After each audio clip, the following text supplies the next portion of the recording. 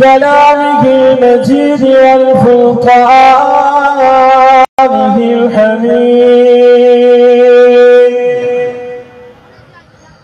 بسم الله الرحمن الرحيم.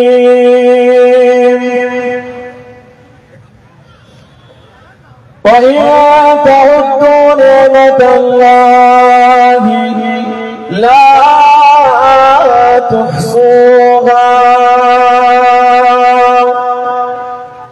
إن الله لغفور رحيم.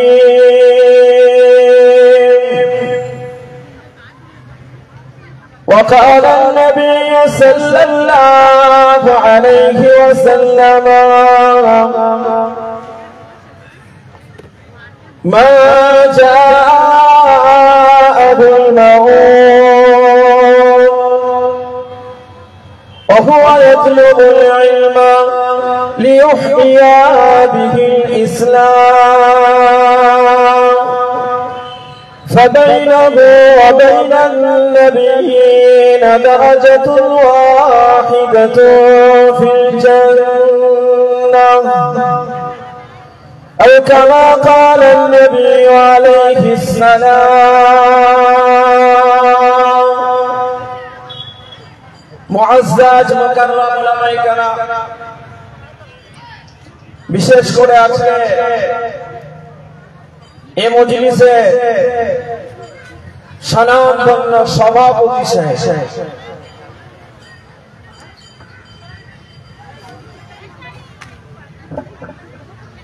বিশেষ করে আমারই সাহেব, আমার মাথার তাজ জনাব মুফতি সাহেব হুজুরুল্লাহ,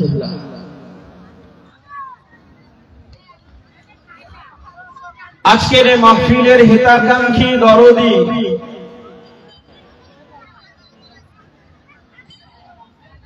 সহযোগী গ্রামবাসী, এলাকাবাসী,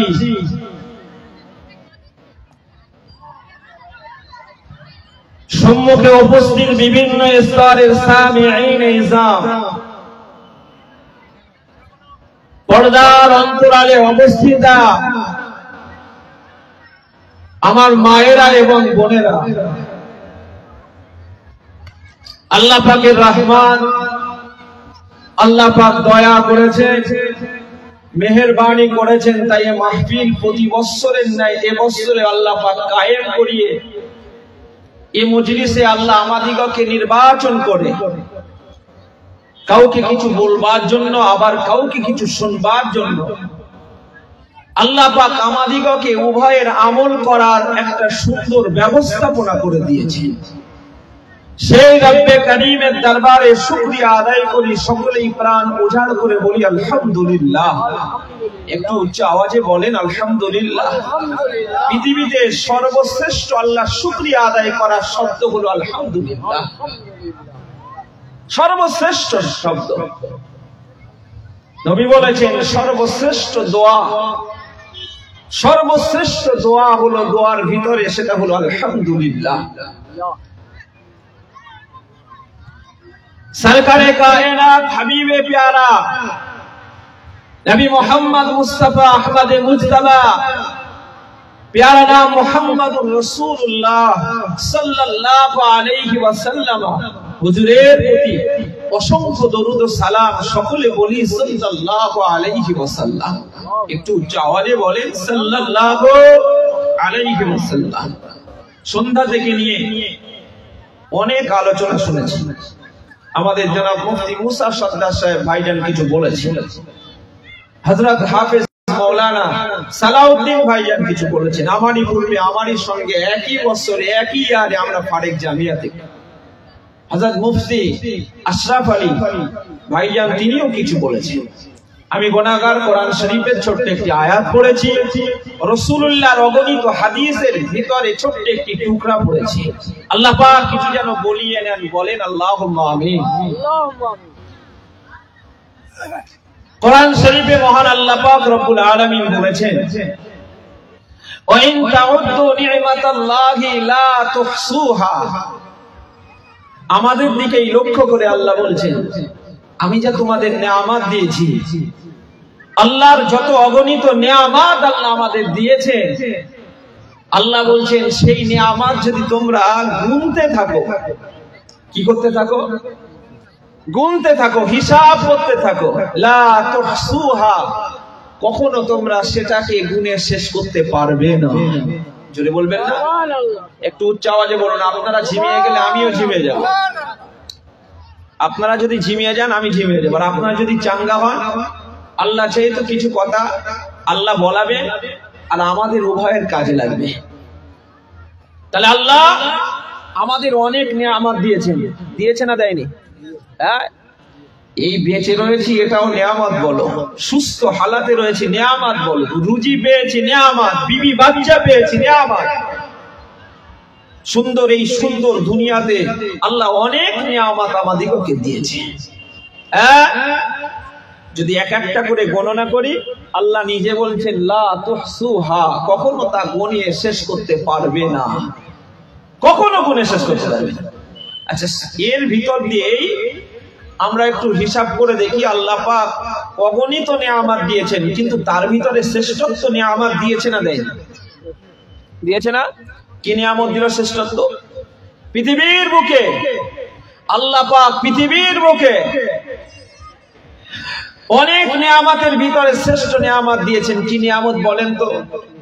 একটু হিসাব করে দেখি। আল্লাহ পাক আমাদিগকে তো আশরাফুল মাখলুকাত করেছেন, কিন্তু আমরা কি পেয়েছি? আমরা কি পেয়েছি? আমরা তো মাখলুক, শ্রেষ্ঠ মাখলুক ঠিকই আছি, কিন্তু কি পেলাম?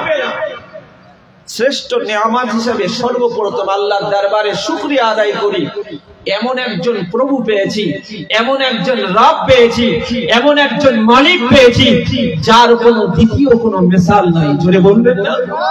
একটু উচ্চ আওয়াজে বলেন, যার কোনো দ্বিতীয় মিসাল নেই। দুনিয়াতে অনেকেই অনেক প্রভুকে অনুসরণ করে, মানে, কিন্তু আমরা যারা মুসলমান ইমানদার, আমরা এক প্রভুতে বিশ্বাসী। এক প্রভুতে বিশ্বাসী না বিশ্বাসী নয়? আল্লাহ পাক আমাদিগকে সেই ধর্মে পাঠিয়েছেন যে ধর্মটা এক প্রভুকে স্বীকার করতে বলেছে, তাই না? আমরা যে এক প্রভুতে বিশ্বাসী সেটা কি করে মানলাম? কি করে মানলাম? আল্লাহ অনেক নিয়ামত দিয়েছে, তার ভিতরে আমি 4টি নিয়ামতের কথা বলবো, বলে আমরা সেই নিয়ামত নিয়ে আমাদের হিসাব করার প্রয়োজন আছে না নেই এটা আমাদের ভাবতে হবে। সর্বপ্রথম শ্রেষ্ঠ নিয়ামতের ভিতরে শ্রেষ্ঠ নিয়ামত পেয়েছি, এমন একজন রব পেয়েছি, এমন একজন প্রভু পেয়েছি, এমন একজন মালিক পেয়েছি, এমন একজনকে পেয়েছি স্রষ্টা হিসাবে, যার কোনো দ্বিতীয় কোনো মিসাল নেই, যার কোনো দ্বিতীয় কোনো প্রভু নেই। তিনি এক, তিনি একক। জুড়ে বলে আল্লাহ কোরআন শরীফের ভিতরে ওই জন্যই বলে, ও আমার বান্দারে, আমার বান্দা বান্দিরে, যারা আমার প্রতি বিশ্বাস করো, আমি আল্লাহ পাক আমার প্রতি যারা ঈমান নিয়ে এসেছো, আমার নবীদের প্রতি যারা ঈমান নিয়ে এসেছো, আমার পাঠানো ফেরেশতাদের প্রতি যারা ঈমান নিয়ে এসেছো, আমার পাঠানো কিতাবের প্রতি যারা ঈমান নিয়ে এসেছো, মৃত্যুর পরে তোমাদের যে হিসাব নিকাশ হবে, হিসাব নিকাশের ব্যাপারে যারা বিশ্বাস এনেছো, ভালো মন্দ তাকদীরের প্রতি যারা বিশ্বাস এনেছো, আমি আল্লাহ পাক তোমাদের কথাই বলছি, আমি তোমাদের দিকেই তাকিয়ে বলছি, ও আমার ইমানদার বান্দা বান্দীরা, আমি আল্লাহ পাক তোমাদের জন্য অগণিত নিয়ামত দিলাম, কিন্তু তার ভিতরে শ্রেষ্ঠ নিয়ামত হিসাবে তোমরা এমন একজন প্রভুকে পেলে, যার কোনো দ্বিতীয় কোনো মিসাল নাই, যার দ্বিতীয় কোনো প্রভু নাই, যার দ্বিতীয় কোনো মালিক তোমাদের কাছে নাই। আমি আল্লাহ পাক তোমাদিগকে তাই শিখেছি, বলু আল্লাহু আহাদ। আয় আমার হাবিব, আয় আমার বন্ধু, আয় আমার দোস্ত, আপনি জনগণকে কথা বলে দেন, আল্লাহু আহাদ, আল্লাহ বলে এক। জোরে বলবেন না? তাহলে এমন একজনকে প্রভু পেয়েছি যেটা কোরআনেই সাক্ষী দিয়ে বলছেন কি, আল্লাহ এক,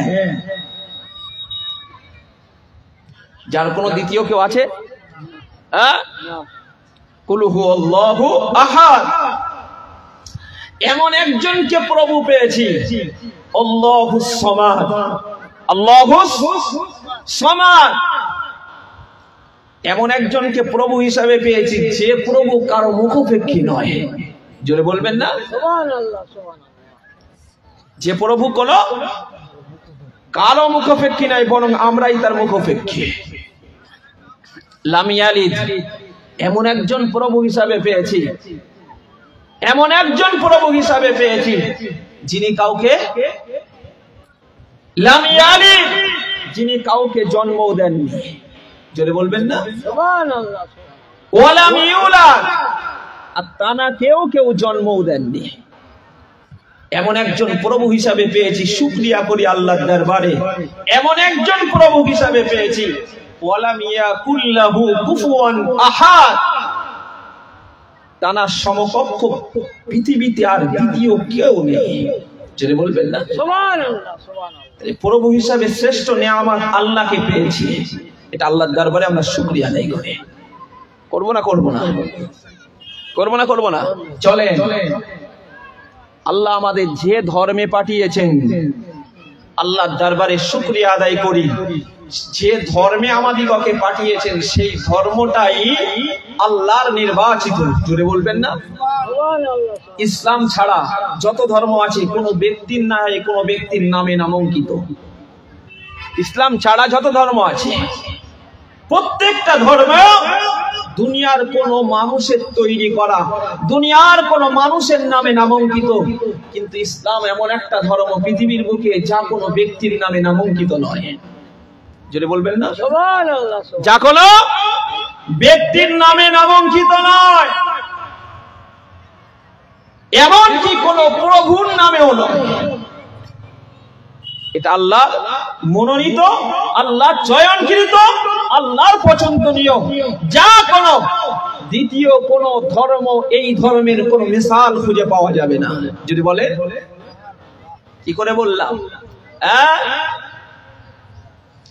আল্লাহ পাক নিজেই বলে দিলেন ইন্নাদ দীনা ইনদাল্লাহিল ইসলাম।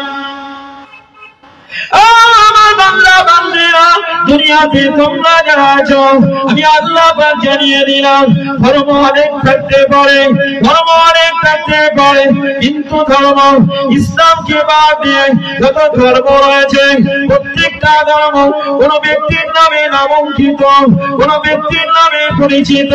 কিন্তু ইসলাম ধর্মটাকে এমন একটা ধর্ম হিসাবে পাঠিয়েছি যা কোনো ব্যক্তিত্বের নামে নয়, কোন প্রভুর নামে নয়। আমি আল্লাহ পাক জানিয়ে দিলাম এটা আমার মনোনীত ধর্ম, এটা আমার কাছে প্রিয় ধর্ম।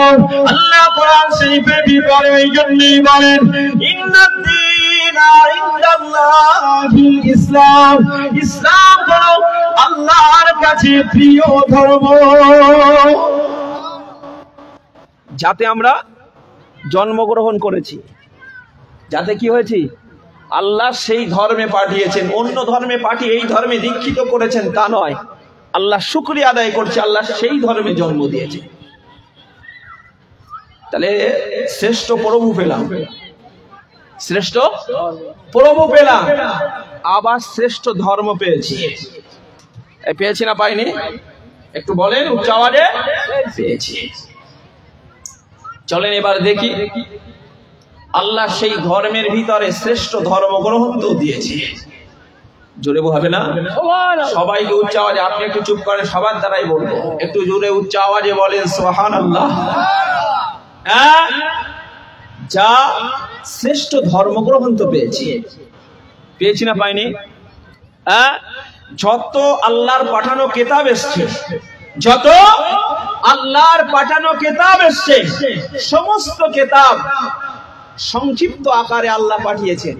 কি আকারে? একটু বলে। সংক্ষিপ্ত আকারে পাঠিয়েছেন। কিন্তু কোরআনকে আল্লাহ এমন করে পাঠিয়েছেন যা পূর্বের সমস্ত কিতাবের ব্যাখ্যাকারী হিসাবে পাঠিয়েছে। জোরে হবে না? আল্লাহ কোরআন শরীফে ওই জন্যই বলেন ও আমার বান্দারে আমার বান্দিরে শ্রেষ্ঠ ফল পেয়ে গিয়েছ, শ্রেষ্ঠ ধর্ম পেয়ে গিয়েছ, শ্রেষ্ঠ ধর্মগ্রন্থ দিয়েছি। শ্রেষ্ঠ ধর্মগ্রন্থ ব্যাপারে কোরআন শরীফে আল্লাহ নিজেই বলেন, আমি আল্লাহ পৃথিবীতে যত কিতাব পাঠিয়েছি কোরআনকে আমি বাদ দিয়ে সমস্ত কিতাব আমি আল্লাহ পাক সংক্ষিপ্ত করেছি, বিস্তারিত করি নাই, ব্যাখ্যা করি নাই, সংক্ষিপ্ত আকারে অন্যান্য আমি আলাইহিমুস সালামের উপরে পাঠিয়েছি। কোরআনুল কারীম এমন একটা কিতাব, কোরআনুল কারীম এমন একটা কিতাব আল্লাহ নিজেই বলছেন ওয়া তাফসীলুল কিতাব লা রাইবা ফীহি মির রাব্বিল আলামিন। ও আমার বান্দারে, ও আমার বান্দিরে, ওয়া তাফসীলুল কিতাব, এই কোরআন এমন একটা কোরআন, এই কোরআন এমন একটা কিতাব পূর্বে যা এসেছে সমস্ত কিতাবের ব্যাখ্যাকারী। বলবেন না, পূর্বে যা কিতাব এসেছে সমস্ত কিতাবের ব্যাখ্যাকারী হলো কোরআন। লা রাইবা ফীহি, যার ভিতরে আল্লাহ স্টাম্প মেরে দিয়েছেন, যার ভিতরে কোনো সন্দেহ নেই। এই জোরে হবে না? এর ভিতরে কি নেই গো? কোনো সন্দেহ নেই। এমন একটা কিতাব আল্লাহ আমাদেরকে দিয়েছে। আর এই কিতাবটা কার পক্ষ থেকে? তানজিলুম মির রাব্বিল আলামিন, এটা আল্লাহর পক্ষ থেকে পাঠানো। আরেকবার জোরে বলে। তাহলে শ্রেষ্ঠ প্রভু পেলাম, জায়গা থেকে চলে গেলে হবে না, বলো।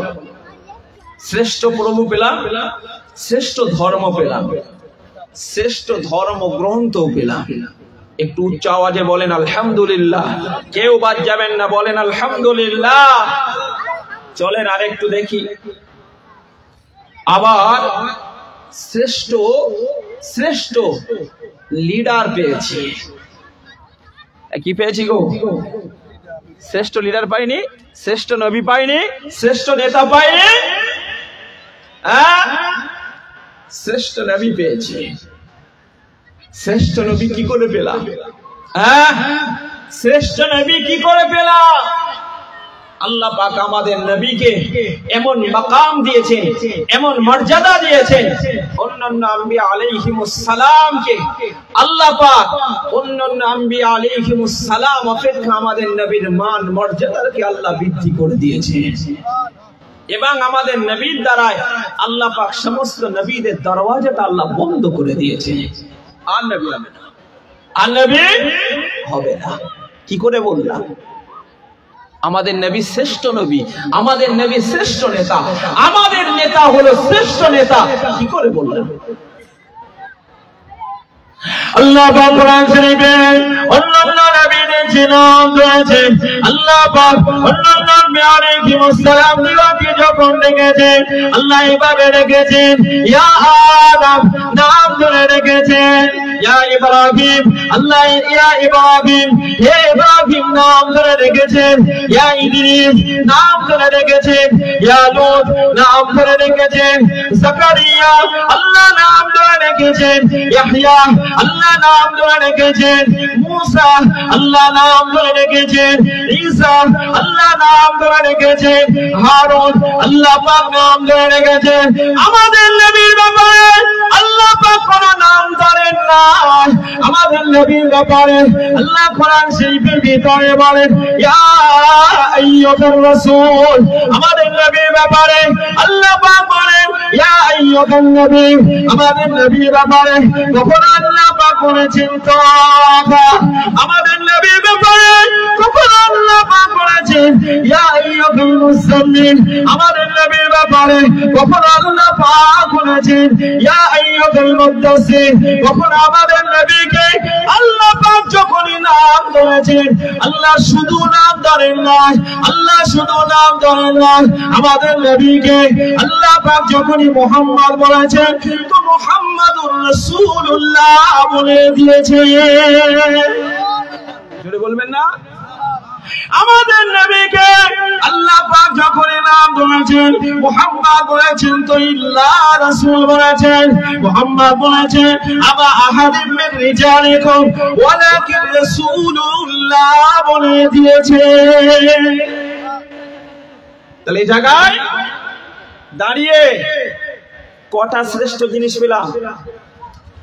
উচ্চ আওয়াজে সবাইকে বলতে হবে। আমার জলসা বুঝতে পারছেন না? আলোচনা বুঝতে পারছেন? শ্রেষ্ঠ নিয়ামত হিসেবে কটা জিনিস পেলাম? 4টি পেলাম। কটা? অনেক পেয়েছি, তার ভিতরে 4টি। তার ভিতরে 4টি যা প্রাধান্য হিসাবে আমরা সামনে রাখছি। আচ্ছা বলেন, শ্রেষ্ঠ প্রভু পেলাম, শ্রেষ্ঠ ধর্ম পেলাম, শ্রেষ্ঠ ধর্ম গ্রন্থ পেলাম, সেই গ্রন্থকে পড়ানোর ব্যাপারে আল্লাহ পাক সেই গ্রন্থটাকে আমাদের বোঝানোর জন্য আল্লাহ ছোটখাটো কোনো নেতা দেয়নি। আল্লাহ শ্রেষ্ঠ লিডারটাই আমাদের জন্য নির্বাচন করেছে। জোরে বলবেন না?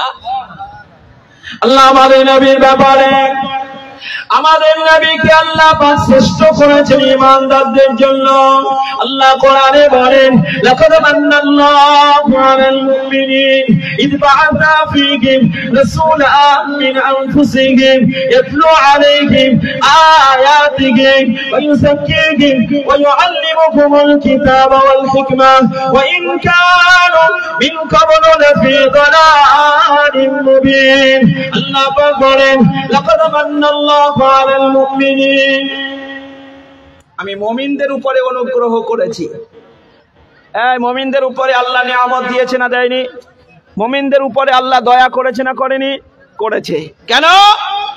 শ্রেষ্ঠ প্রভু, শ্রেষ্ঠ ধর্ম, শ্রেষ্ঠ ধর্মগ্রন্থ, শ্রেষ্ঠ লিডারের ব্যাপারে আল্লাহ বলছেন মুমিনদের উপরে অনুগ্রহ করেছি। কি? ইয বা'আসা ফীহিম রাসূলান মিন আনফুসিহিম, আমি তাদের মধ্য থেকে নির্বাচিত করে একজনকে লিডার বানিয়ে, জোরে বলবেন না, আমাদের কাছে পাঠিয়েছেন। নবী আমাদের জাতি না অন্য কোন জাতি? আমাদের জাতি না? আমাদের জাতি তো। নবীর কাজ কি? ইয়াতলু আলাইহিম আয়াতি, আল্লাহর আয়াতগুলি তেলাওয়াত করে আমাদিগকে বোঝাবে। যদি হবে না? কি সুন্দর নবী গো! ওই যাকিকে আমাদিগকে পবিত্র করবে, ওই আল্লিমুহুমুল কিতাব, আমাদিগকে সেই কিতাবটা শেখাবে। যদি বলবেন না, এই নবী শিখিয়েছে না শেখায়নি? হ্যাঁ, প্রবীণ সাহাবীরা, প্রবীণ বয়স্করা নবীর কাছে ইসলাম গ্রহণ করেছে। নবী তাদের শিখিয়েছে না শেখায়নি? হ্যাঁ, ওয়াল হিকমা, নবী তাদের বুদ্ধিও শিখিয়েছে। ওয়া ইন কানু মিন ক্বাবলু লাফি দালালিন মুবিন, ইতিপূর্বে তারা পথভ্রষ্টর ভিতরে ছিল, স্পষ্ট পথভ্রষ্টর ভিতরে ছিল। ছিল না? ছিল না? তাহলে আল্লাহ আমাদের কাছে শ্রেষ্ঠ লিডার দিয়ে অনুগ্রহ করেছে। হ্যাঁ, শ্রেষ্ঠ লিডার দিয়ে।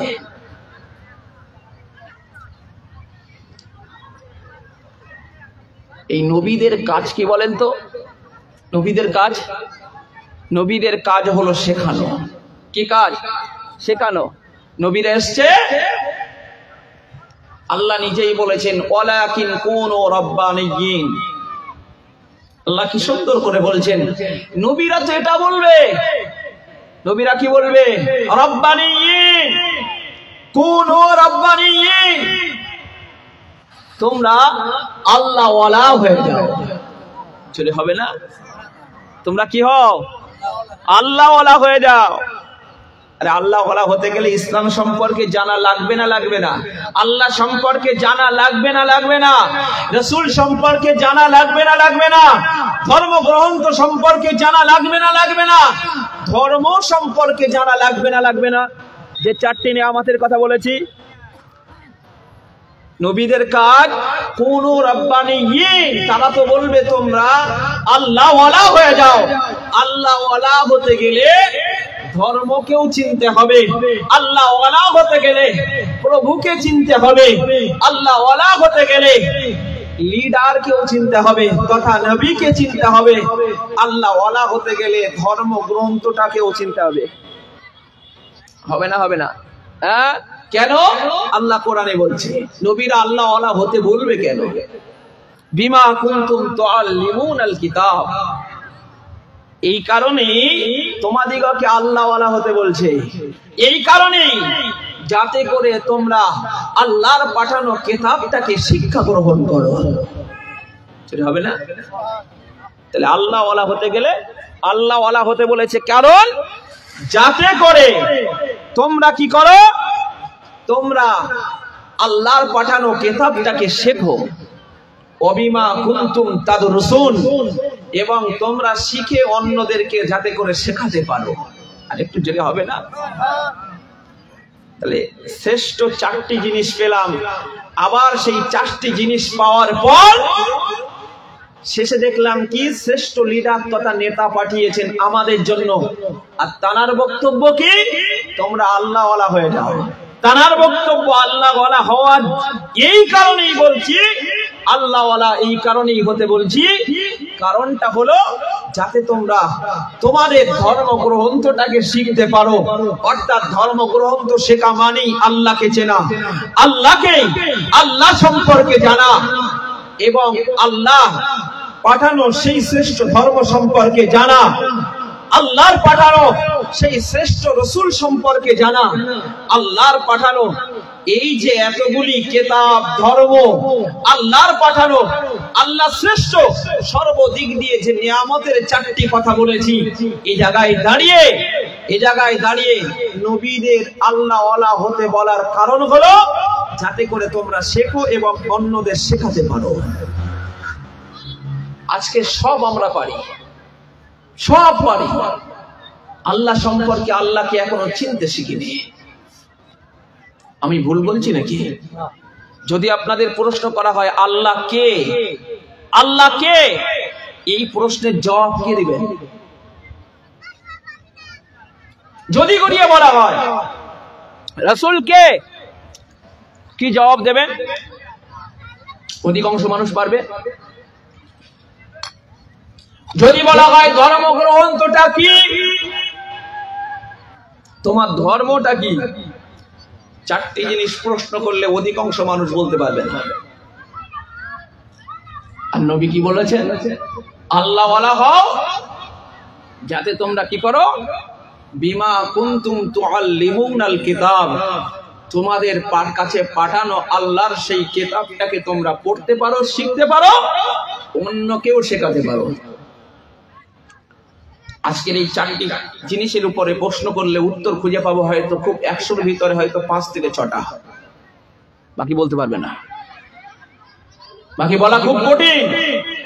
আল্লাহ সম্পর্কে আকীদা কি আছে সেটাও বলা কঠিন, নবী সম্পর্কে আকীদা কি আছে সেটাও বলা কঠিন, ধর্মগ্রন্থ কি আকীদার উপরে রয়েছে সেটাও বলা কঠিন, সেই সঙ্গে সঙ্গে ধর্মটা কি সেটার উপরে বলাও সেটাও কঠিন। ওই জন্য আমাদের শিখতে হবে। কি করতে হবে?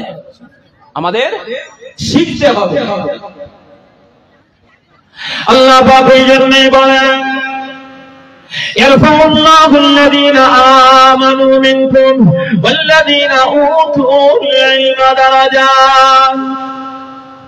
ও আমার বান্দারা, আমার বান্দী, তোমরা শুনে নাও, আমি আল্লাহ পাক ইয়ারফাউল্লাহু আল্লাযীনা আমানু মিনকুম, আমি আল্লাহ পাক তাদের মর্যাদাটাকে বৃদ্ধি করে দেব, তোমাদের ভিতরে যারা ঈমানদার, ওয়াল্লাযীনা উতুল ইলমা দারাজাত, এবং যারা জ্ঞান অর্জন করেছে, যারা শিক্ষা অর্জন করেছে, আমি আল্লাহ পাক তোমাদের কাছে শ্রেষ্ঠ প্রভু হলাম, শ্রেষ্ঠ ধর্মগ্রন্থ দিলাম, শ্রেষ্ঠ ধর্ম দিলাম, শ্রেষ্ঠ নবী নেতা পাঠালাম।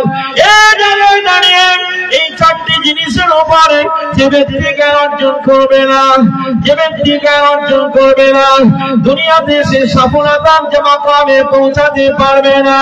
যে ব্যক্তি জ্ঞান অর্জন করবে, আল্লাহ নিজেই বলেন, আল্লাহ পাক তাদের মর্যাদাটাকে বৃদ্ধি করে দেবেন, তাদের মর্যাদাটাকে উঁচু করে দেবেন, তাদের মাকামটাকে উঁচু করে দেবেন। পৃথিবীর বুকে যত ধর্ম আছে, পৃথিবীর বুকে ইসলাম ধর্ম ছাড়া অন্য ধর্ম যা আছে আপনি দেখে দেখে করতে পারবেন। আমার কথা বোঝা যাচ্ছে কি বলছি? দেখে দেখে শুনে শুনে চলে যাবে। কিন্তু ইসলাম এমন একটা ধর্ম, আপনার শেখা ছাড়া, আপনার পড়া ছাড়া আপনি 1 সেকেন্ডের জন্য পা আগাতে পারবেন না। পারবেন? প্রথমে আপনি ঈমান আনবেন, তার জন্য যে একত্ববাদের উপরে স্বীকার করতে গেলে আপনাকে পড়া লাগবে। তো মুখেও পড়তে হবে, অন্তরেও বিশ্বাস করতে হবে। বুঝতে পারেননি? এবারে চলেন, যদি নামাজে যান তাহলে নামাজেও আপনাকে শুধু দেখে দেখে পড়া হলে হবে না, ওখানে আপনার তো পড়তে লাগবে। এই পড়তে লাগবে না? লাগবে না? হ্যাঁ, ও জায়গাতে পড়তে লাগবে।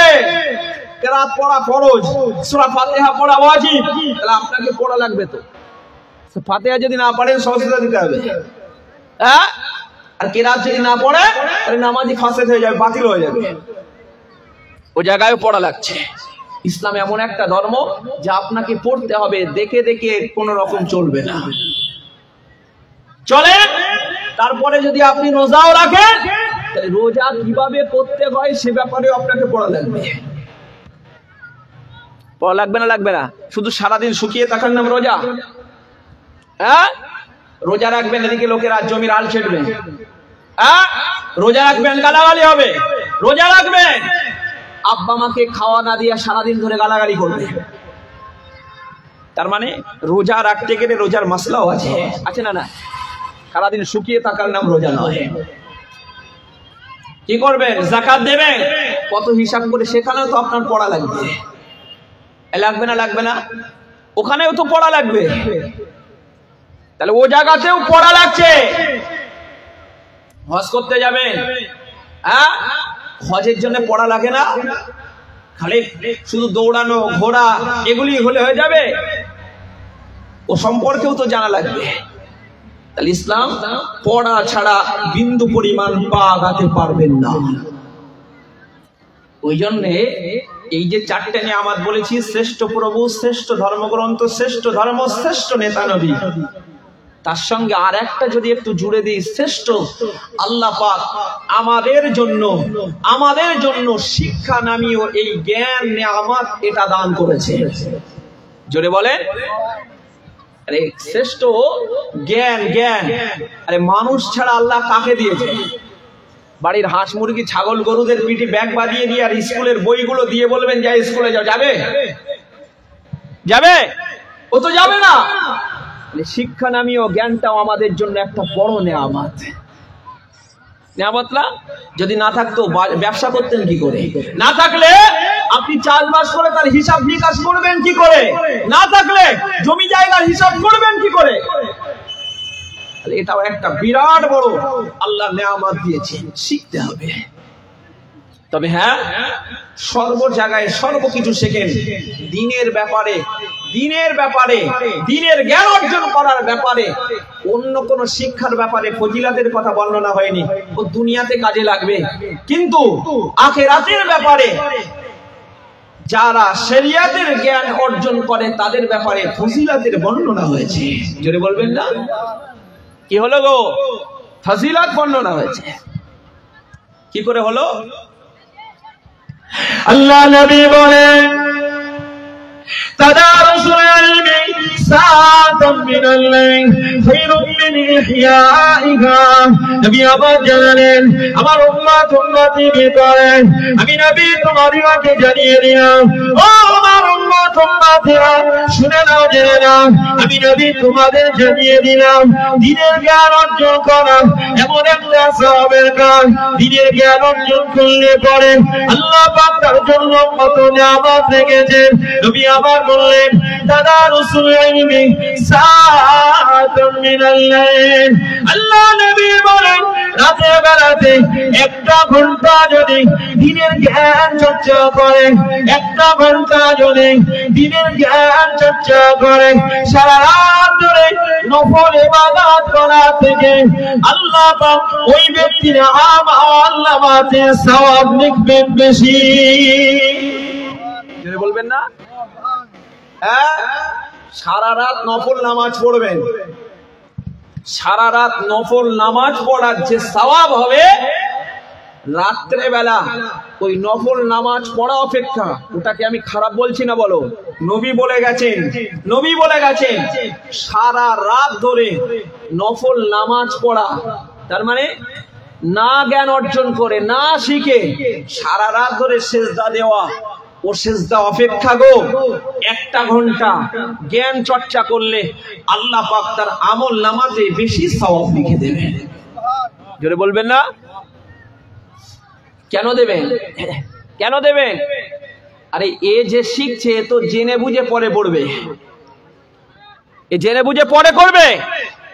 ইসলাম ধর্মে যে ইবাদত আছে প্রত্যেকটার নীতি আছে, প্রত্যেকটার পদ্ধতি আছে, প্রত্যেকটার নিয়ম কানুন আছে। নিয়ম কানুন ছাড়া কোনো ইবাদত হয় না, নিয়ম কানুন ছাড়া কোনো ইবাদত হয় না।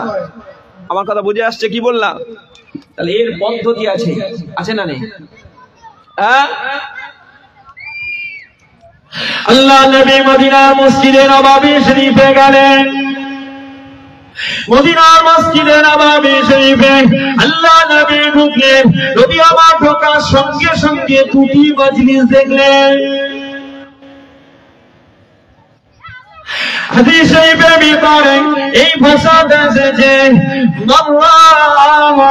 আল্লাহ নবী আন্না রাসূলুল্লাহ সাল্লাল্লাহু আলাইহি ওয়াসাল্লাম মারা মজলিসেন, নবী আমার 2টি মজলিসে পাশ দিয়ে গেলেন। অর্থাৎ মসজিদে নববীতে আল্লাহ নবী যখনই প্রবেশ করলেন, প্রবেশ করার সঙ্গে সঙ্গে নবী আমার 2টি মজলিস লক্ষ্য করলেন। এই 2টি মজলিস লক্ষ্য করলেন। একটা মজলিসের কাছে নবী গেলেন, নবী আবার দেখলেন ওই মজলিসের লোকেরা আল্লাহ পাকের জিকির করায় মশগুল আছে। নবী আবার বললেন, হাযা খায়রান, এরা উত্তম কাজ করছে, এরা ভালো কাজ করছে।